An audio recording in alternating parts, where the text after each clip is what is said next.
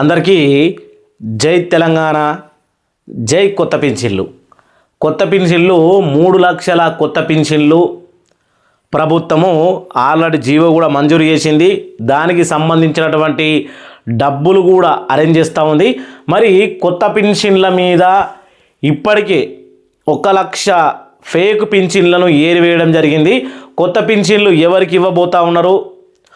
వృద్ధులు, దివ్యాంగులు, ఒంటరి మహిళలు, బీడీ కార్మికులు, ఇంకా డయాలసిస్, ఫలేరియా, అలాగే చేనేత, కలగీత కార్మికులు, ఇట్లా లెక్క పెట్టుకుంటూ పోతే బొచ్చెడు ఉన్నాయి. మరి ఎవరి కోసం ఈ అప్డేట్ అనేది రావడం జరిగింది? 4 రకాల పింఛన్లు అయితే ఈ 3 లక్షల పింఛన్లలో ఇవ్వబోతా ఉన్నారట. 33 జిల్లాల్లో ఏ జిల్లాకి ఇస్తారు, లేకపోతే అన్ని జిల్లాల్లో 2-3 వర్గాలకు ఇస్తారా, ఏంది అనేది ఈ వీడియోలో తెలుసుకుందాం. ప్లీజ్ వీడియోని మాత్రం ఎండ్ వరకు చూడాలని కోరుకుంటా ఉన్నా. ప్రతి ఒక్కరికి పింఛని తీసుకునే ప్రాసెస్ ఇది తెలంగాణలో ఇంటింటి సమస్య కాబట్టి పింఛని తీసుకోవడం ఎలా అని తెలుసుకోవాలనుకుంటే వీడియోని మాత్రం ఎండ్ వరకు చూడాలని కోరుకుంటా ఉన్నా. ఇక్కడ వృద్ధులకు మెయిన్ ఇచ్చిరు, తర్వాత దివ్యాంగులు, బీడీ కార్మికులు, ఈ రకంగా 3 రకాల పింఛన్లు ఇవ్వబోతా ఉన్నారు. పల్లెటూరులో ఒక విధానం ఉంటుందట, పల్లెటూరు వర్సెస్ పట్టణంలో ఒక విధానం. ఏందనుకుంటా ఉన్నారా? కొత్త పింఛన్లు దరఖాస్తు చేసుకునే విధానం కావచ్చు, కొన్ని రూల్స్ కావచ్చు. ఇప్పుడు ఎగ్జాంపుల్ ఒక్క రూల్స్ అయితే మీకు అర్థమయ్యేటట్టు చెప్తా. పల్లెటూరులో ఒక కుటుంబ ఆదాయము 1,50,000 ఉండాలి. అదే పట్టణంలో కుటుంబ ఆదాయం 2 లక్షలు మించి ఉండకూడదు. అటువంటి రూల్స్ పల్లెటూర్లకు పట్టణాలకు చాలా వేరువేరుగా ఉన్నాయి. చూద్దాం మరి ఏమంటా ఉంది గవర్నమెంట్, ఏం చెప్పబోతా ఉంది అనే విషయాన్ని అయితే మనం స్పష్టంగా తెలుసుకుందాం. వీడియోని అయితే పూర్తిగా చూడాలని కోరుకుంటా ఉన్నా. న్యూ పింఛన్ ఇన్ తెలంగాణ, త్వరలోనే 3 లక్షల మందికి కొత్త పింఛన్లు. మంత్రి వివేక్ వెంకటస్వామి గుడ్ న్యూస్ చెప్పడం జరిగింది. మనకు కొత్త పింఛన్ల విషయంలో తెలంగాణలో అర్హులైనటువంటి మరో 3 లక్షల మందికి త్వరలోనే కొత్త పింఛన్లు మంజూరు చేయబోతున్నామని మంత్రి వివేక్ వెంకటస్వామి వెల్లడించారు. దీనికి సంబంధించిన సమాచారం, పూర్తి వివరాలు, అలాగే దీనికి సంబంధించినటువంటి అర్హులు ఎవరు, ఇక్కడ ఇచ్చి చూడు, ఎవరు అర్హులు అనే విషయాన్ని కూడా మనం తెలుసుకోబోతా ఉన్నాం. తెలంగాణలోని కాంగ్రెస్ ప్రభుత్వం ప్రజల సంక్షేమము పట్ల పూర్తి నిబంధనతో ముందుకు కొనసాగుతోంది. మంత్రి వివేక్ వెంకటస్వామి పేర్కొన్నారు. ప్రతి స్థాయిలోనూ ప్రజలకు అందుబాటులో ఉండే పారదర్శకతమైనటువంటి పాలనను అందిస్తున్నామని ఆయన స్పష్టం చేశారు. బుధవారం నాంపల్లిలోని గాంధీ భవన్లో నిర్వహించినటువంటి ప్రజలతో ముఖాముఖి కార్యక్రమంలో కాంగ్రెస్ పార్టీ సీనియర్ నాయకులతో కలిపి మంత్రి వివేక్ వెంకటస్వామి పాల్గొని రాష్ట్ర వ్యాప్తంగా వచ్చినటువంటి ప్రజల నుంచి వినతి పత్రాలను కూడా స్వీకరించారు. ఈ యొక్క సందర్భంగా మంత్రి వివేక్ వెంకటస్వామి మీడియాతో మాట్లాడుతూ అర్హులైన మరో 3 లక్షల మంది లబ్ధిదారులకు రాష్ట్ర ప్రభుత్వం త్వరలోనే కొత్త పింఛన్లను మంజూరు చేయబోతుంది అని ప్రకటన చేసిండ్రు.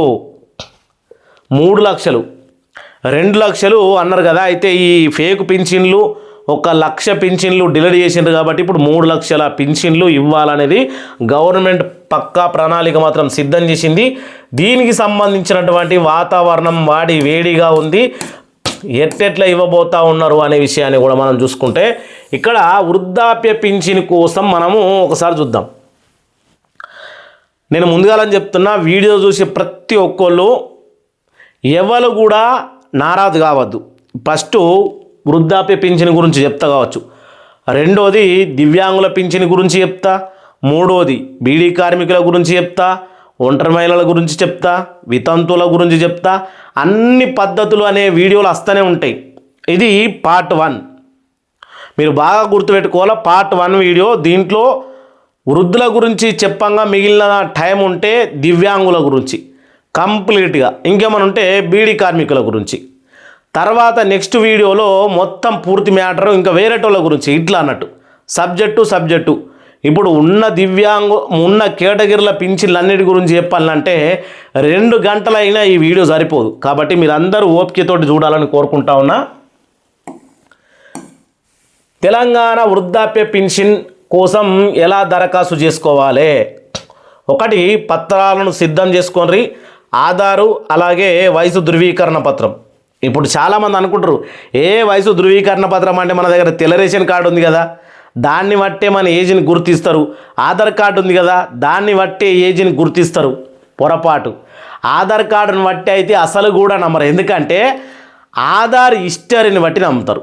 ఆధార్ హిస్టరీ. ఎందుకంటే నువ్వు ఎన్నిసార్లు నీ డేట్ ఆఫ్ బర్త్ చేంజ్ చేసినావు, ఎన్నిసార్లు నీ ఇంటి పేరు మార్చినావు, ఎన్ని ఊళ్ళు నువ్వు మారినావు అనేది మొత్తం ఆధార్ హిస్టరీలో ఉంటుంది. కాబట్టి ఆధార్ హిస్టరీ ఉంటే నమ్ముతారు.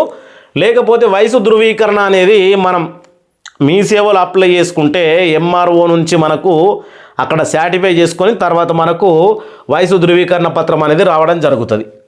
ఇక బ్యాంకు పాస్బుక్, బీపీఎల్ అంటే రేషన్ కార్డు. ఇక్కడ ఆదాయ ధృవీకరణ పత్రం ఇచ్చారు కదా, ఆదాయ ధృవీకరణ పత్రం కాడ పట్టణంలో ఉండేటోళ్లకు 2 లక్షల కంటే ఎక్కువ సంపాదన ఉంటే మాత్రం పెన్షన్ కట్టు, తక్కువనే ఉండాలి ఆదాయ ధృవీకరణ పత్రంలో. ఇక పల్లెటూళ్ళల్లో ఉండేటోళ్లకు 1,50,000 ఉండాలి. 1,50,000 కంటే రూపాయి ఎక్కువ పెన్షన్ కట్టు. ఇది ఆదాయ ధృవీకరణ పత్రం చాలా డేంజర్. రెండోది, మీ సమీపంలో ఉన్న గ్రామ పంచాయతీ, పట్టణ స్థానిక సంస్థ కార్యాలయాన్ని సంప్రదించండి లేదా ఆన్లైన్ దరఖాస్తు ఫోల్డర్ను ఉపయోగించండి. అంటే ఆన్లైన్ అయితే ఇప్పటికైతే ఏమీ లేదు, దీని గురించి మనం మాట్లాడుకోవసరం కూడా లేదు. మూడోది, దరఖాస్తు ఫారంను పూర్తిగా లింపి అంటే పూరించిన తర్వాత అవసరమైన పత్రాలను జత చేయండి.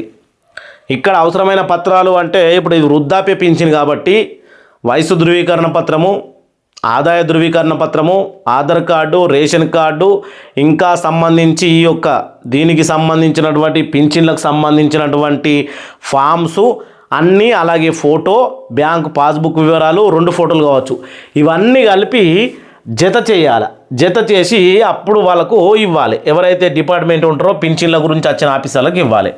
నాలుగోది, ఆమోదం పొందిన తర్వాతనే నెలవారీ pension DBT account direct benefit transfer ద్వారా మీ బ్యాంకు ఖాతాలో జమ చేయబడుతుంది.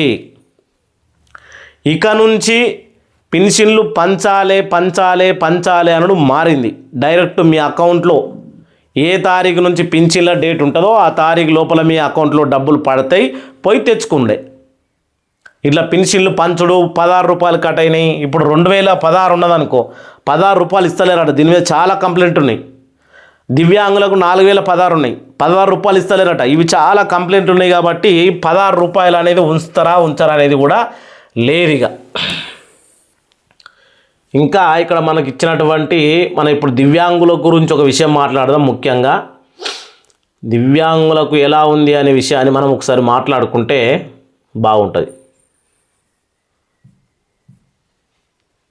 బీడీ కార్మికులు, ఇక నేను చెప్తా ఉన్నా అందరి గురించి మన దగ్గర ఆధారాలనే, అందరి గురించి మాట్లాడదాం. దివ్యాంగుల గురించి మాట్లాడదామంటే దివ్యాంగుల యొక్క వివరాలు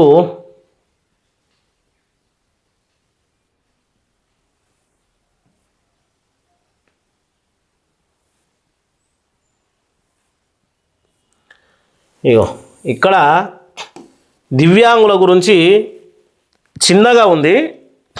తెలంగాణ ఆసరా పెన్షన్ వెబ్సైట్ మనము ఐడి, ఆధార్ నంబర్ లేదా సద్దాం సర్టిఫికేట్ ఎవరంటే ఈ యొక్క దివ్యాంగుల గురించి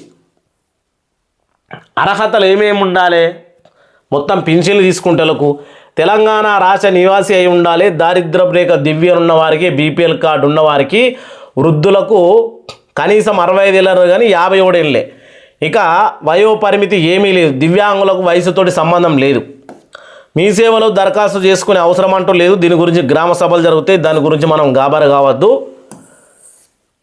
ఇక్కడ ముఖ్యమైన వివరాలు పథకం పేరు ఆసరా పెన్షన్ పథకము. ప్రస్తుత పింఛని వృద్ధులకు, వితంతువులకు, గీత కార్మికులకు, చేనేత కార్మికులు, ఒంటరి మహిళలు, ఎయిడ్స్ రోగులు, డయాలసిస్ రోగులు వీళ్ళందరికీ 2016, దివ్యాంగులకు 4016. ఇగో ఈ 16 మింగుతున్నారని లొల్లి బాగా వినబడుతుంది తెలంగాణ రాష్ట్రంలో. అసలు 16 రూపాయలు ఇస్తలేరు సార్ అని వాళ్ళు ఇయ్యని కంప్లైంట్ అంటూ లేదు. కలెక్టర్ ఆఫీసులో కూడా వెళ్ళి కంప్లైంట్ ఇచ్చేది దీని మీద. ఇంకా చూసుకుంటే తెలంగాణలో కాంగ్రెస్ ప్రభుత్వం చేయూత పథకం ద్వారా పింఛన్ల పెంపుకు కూడా కసరత్తు చేస్తుంది. పెంపు కోసం ఇది కసరత్తు చేస్తుంది. దీన్ని ప్రకారం సాధారణ పింఛన్ 4,000కు, దివ్యాంగుల పింఛన్ 6,000కు పెంచే అవకాశం ఉంది. ఈ పెంపు విడతల వారీగా అమలు కానుంది. ప్రస్తుతము వృద్ధులకు, ఒంటరి మహిళలకు, బీడీ కార్మికులకు, దివ్యాంగులకు మాత్రమే పెంచుతారట. అందుతున్న పింఛన్ ఇది పెంచుతున్నామని చెప్తా ఉన్నారు. ఓన్లీ ఈ నలుగురికే, ఈ నలుగురికి కొత్త పింఛన్లు ఇస్తారు. ప్రస్తుతం కొత్త పింఛన్లలో మొదటిది ఉన్నది వృద్ధులు, తర్వాత వితంతువులు, తర్వాత ఎటు వాయది ఈడ ఇప్పుడు పెంచబోయే పింఛన్లు లెవెల్ కంటే వృద్ధులు, ఒంటరి మహిళలు, బీడీ కార్మికులు, దివ్యాంగులు ఈ నలుగురికి పింఛన్లు, కొత్త పింఛన్లు అనేటివి ఇవ్వబోతా ఉన్నారు ఈ 3 లక్షల పింఛన్లలో. కాబట్టి ప్రతి ఒక్కరూ మీ యొక్క అభిప్రాయాన్ని కామెంట్ చేయరి. వృద్ధుల గురించి చూసాము, నేను ఒకసారిగా దివ్యాంగుల దొరుకుతలేదు కాబట్టి బీడీ కార్మికుల గురించి చెప్తా. మీకు బీడీ కార్మికుల గురించి చెప్తా. ఇగో బీడీ కార్మికులకు పింఛన్ అర్హతలు: వయసు 18 ఏళ్ళు అంతకంటే ఎక్కువ ఉండాలి, గుర్తింపు పొందినటువంటి బీడీ పరిశ్రమల్లో కార్మికురాలుగా పనిచేస్తూ ఉండాలి, తెలంగాణ రాష్ట్ర నివాసి అయి ఉండాలి, ఇతర ప్రభుత్వ పింఛన్ పథకాలు ఏది పొందుతూ ఉండకూడదు. ఇక్కడ హెచ్ఐవి ఎయిడ్స్ వాళ్ళది కూడా ఉన్నది. 6వది ఎయిడ్స్ వ్యాధిగ్రస్తులు పింఛన్ అర్హతలు. హెచ్ఐవి ఎయిడ్స్తో బాధపడుతున్న వారు పింఛన్కి అర్హతలు ఏంది అంటే వయసుతో పరిమితి నిబంధన లేదు, తెలంగాణ రాష్ట్ర నివాసి అయి ఉండాలి, ప్రభుత్వ ఇతర పింఛన్లు పథకాల ద్వారా లబ్ధి పొందుతూ ఉండకూడదు. ఇక్కడ ఎయిడ్స్ వల్ల వయోపరిమితి అంటే వయసు పరిమితి ఎందుకు లేదని చెప్పారంటే ఎయిడ్స్ అనేది అంటువ్యాధి. ఖచ్చితంగా వయసులో ఉన్నోళ్ళకే వస్తుంది అనేది గ్యారంటీ లేదు. ఇప్పుడు ఫాదర్కు ఉంటే భార్యకు రావచ్చు, పిల్లలకు రావచ్చు, వాళ్ళకు రావచ్చు. కాబట్టి వాళ్ళకు ఎయిడ్స్ అని ఒకసారి నిర్ధారణ జరిగింది అంటే వయసుతో సంబంధం ఉండదు. ఇంట్లో ఒక్కరికి ఉంటే అందరు చుట్టుకుంటుంది, అది సేమ్ మన కరోనా టైప్ అన్నట్టు. కాబట్టి దానికి వయసుతో పరిమితి ఉండదు. కాబట్టి ఇప్పుడు మనము వృద్ధులది, బీడీ కార్మికులది, హెచ్ఐవి ఎయిడ్స్ బాధితులది ఈ 3 రకాల పింఛన్ల గురించి నిబంధనలు చూసాము. నెక్స్ట్ వీడియోలో దివ్యాంగులు, చేనేత కార్మికులు, కలుగీత కార్మికులు వీళ్ళకు సంబంధించి అలాగే ఇంకా మనకు ఎవరైనా ఉంటే అవన్నీ కూడా మాట్లాడుకుందాం. నెక్స్ట్ వీడియో గురించి వెయిట్ చేయాలని కోరుకుంటా ఉన్నా. ఈ 3 లక్షల పెన్షన్లు ఎవరెవరికి ఇవ్వాలి అనేది మీరు మీ అభిప్రాయాన్ని కామెంట్ చేయాలని కోరుకుంటా ఉన్నాం.